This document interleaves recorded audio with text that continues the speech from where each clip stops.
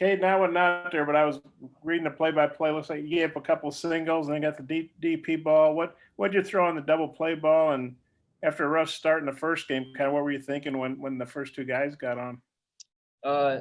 Threw a breaking ball on the double play ball, and I'll just try to go out today and attack the zone, build up, and feel like that's what I did. Let the defense work, and everything turned out well. I think you had 8 strikeouts, 7 in a row. What were you striking these guys out with? I had strikeouts on every pitch. I think I had a couple on breaking balls, 2 on changeups, and a couple on fastballs as well. So.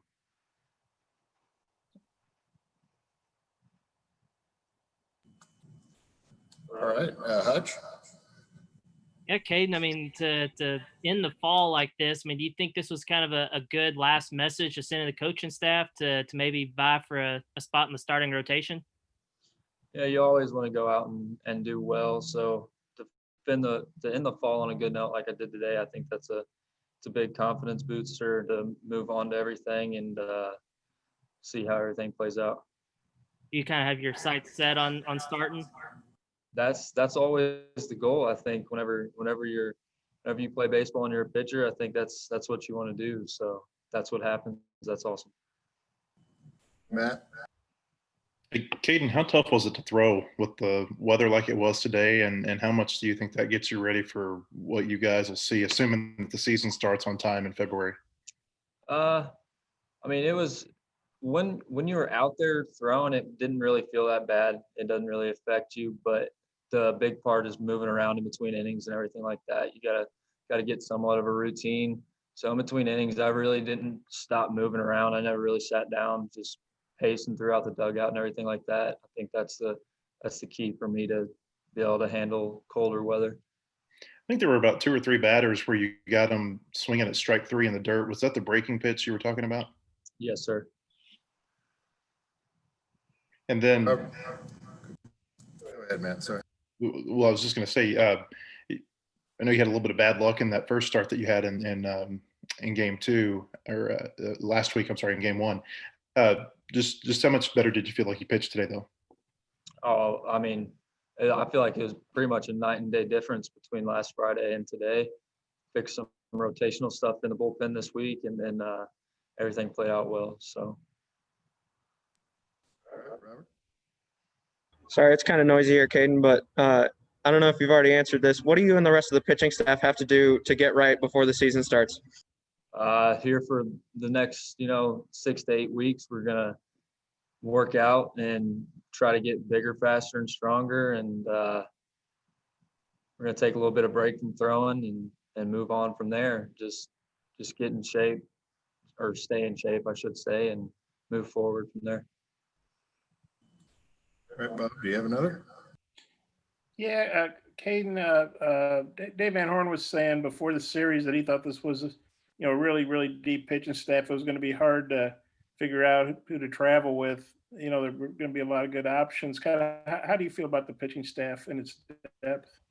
Oh, I mean, we're loaded. We got, we probably have 8 or 9 guys that are 95 plus, and then the other guys that don't quite throw that hard are very close to it. And everybody has multiple pitches. Everybody fills up the zone. So it's definitely really competitive whenever you go out every weekend, and you're definitely trying to get hitters out and just make an impression and try to stand out from everybody else. So it's very challenging, and it's good competition.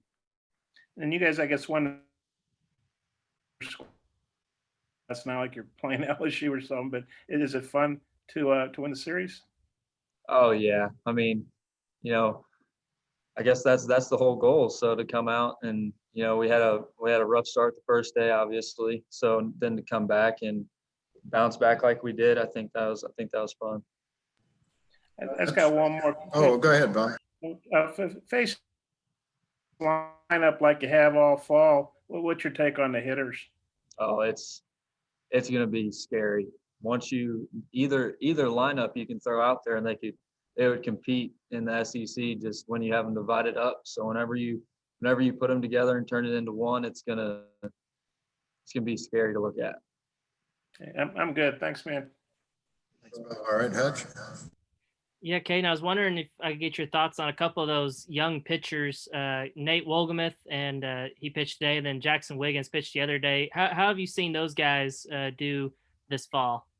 Oh, both of those guys they're really impressive. You know, they come in and just handle their business. I mean, they go out and compete every single time, and they're gonna be big for us. That's it for me. Thanks, Kevin. All right. Hey, Robert, do you have another one? Everybody's good? Very good. All right, Matt, Scott, let's go to Matt Jones. I typed that in wrong, Kevin. Sorry about that. Hey, Caden, just one more question. Nesbitt and Franklin had singles to start off, and then Brady Slavens had a really good double play. How much did that settle you down? Oh, you know, that's huge. I mean, things can easily unwind right there, and then one pitch can change everything. So double play ball is huge, and just be able to minimize too is another great part. So How good of a play did you think that was, though, by Brady? oh, that's definitely a tough play. It was a slower hit ball with a pretty fast runner, so he had to get there quick and get rid of it. It was impressive. All right. Caden, thanks for your time. Appreciate it.